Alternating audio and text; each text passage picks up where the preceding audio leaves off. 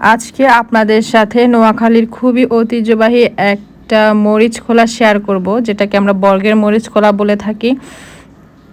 Hello everyone, আসসালামু আলাইকুম, welcome to my channel Sultana's notebook. তো আজ আমরা নোয়াখালীর ঐতিহ্যবাহী মরিচ খোলা যেটাকে বলে, ওইটা আমরা গুঁড়া মাছ দিয়ে করে থাকি। তো গুঁড়ো মাছ অনেকে একদম ছোট ছোট ছোট ছোট যেগুলো থাকে ওইগুলা দিয়েই করলে সবচাইতে বেশি মজা হয়। তো কেসকি বা অন্যান্যগুলো দিয়ে করা যায় সব, তবে এগুলো দিয়ে করলে আর কি খুবই মজা হয়।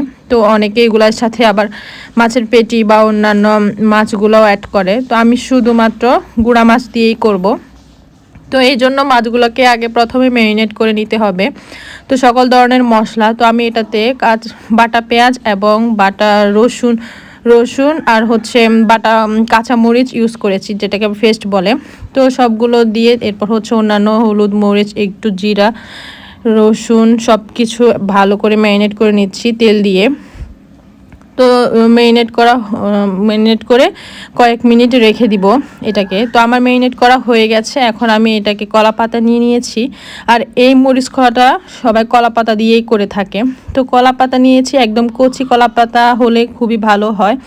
তো আমি যেটা নিয়েছি এটা একটু হচ্ছে কি বলবো, এটা একটু মানে শক্ত ধরনের হয়ে পড়েছে। তো এটাকে আমি ভালো করে ধুয়ে একটু করে ছেঁকে নিয়েছিলাম। তো এখানে একটু ময়লা লেগেছে বিদায় আমি আবার পানি দিয়ে ধুয়ে নিয়েছি। তো এই জন্য আর কি এটা একটু ভিজা ভিজা রয়ে গেছে। তাহলে মানে একটু ছেঁকে নিলে, যেহেতু একটু মোটা, তো রসটা বেশি একটা হয় না আর গ্রানটাও খুবই ভালো আসে। তো আমি যেহেতু সব কিছু ম্যারিনেট করে আগে রেখেছিলাম, এখন শুধু বরফগুলা দিয়ে প্রসেসিং করে আমি এটাকে ভালো করে বেঁধে নিব।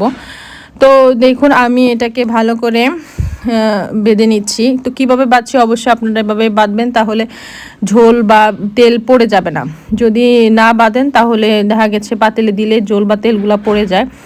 তো একটু টাইট করে বাঁধতে হয়। আর ভিতরে অনেকগুলা বরফ দিয়ে আপনি পরত পরত করে দিলে তাহলে আর পড়বে না। দিছি তো বড় দিছি তো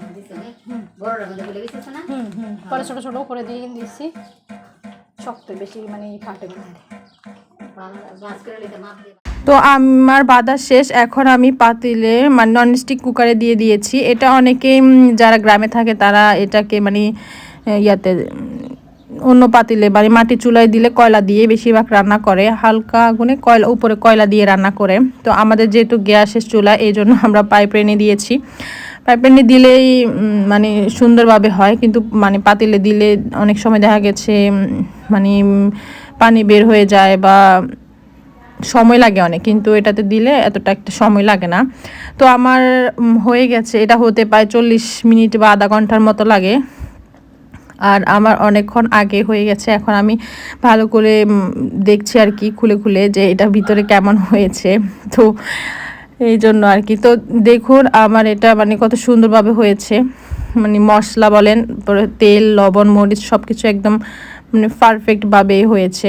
তো এটা কে কে খুবই পছন্দ করেন, আর নোয়াখালীর আপুরা ভাইয়ারা কে কে দেখছেন অবশ্যই আমাকে কমেন্টসে বলে যাবেন।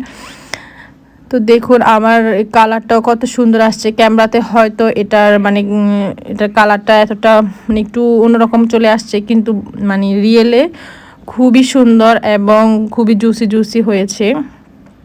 ঝাল মরিচ খুবই একদম পারফেক্টভাবে হয়েছে, আর খেতে খুবই টেস্ট হয়েছে এটা।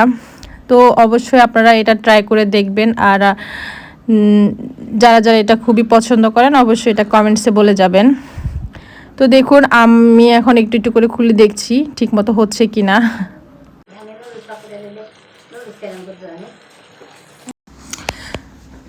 এই তো আমার রান্না শেষ হয়ে গেল এই পর্যন্তই। সবাই ভালো থাকবেন, আর কেমন হয়েছে অবশ্যই কমেন্টসে বলে যাবেন। আর আমার চ্যানেলটি অবশ্যই সাবস্ক্রাইব করতে ভুলবেন না। থ্যাংক ইউ সবাইকে।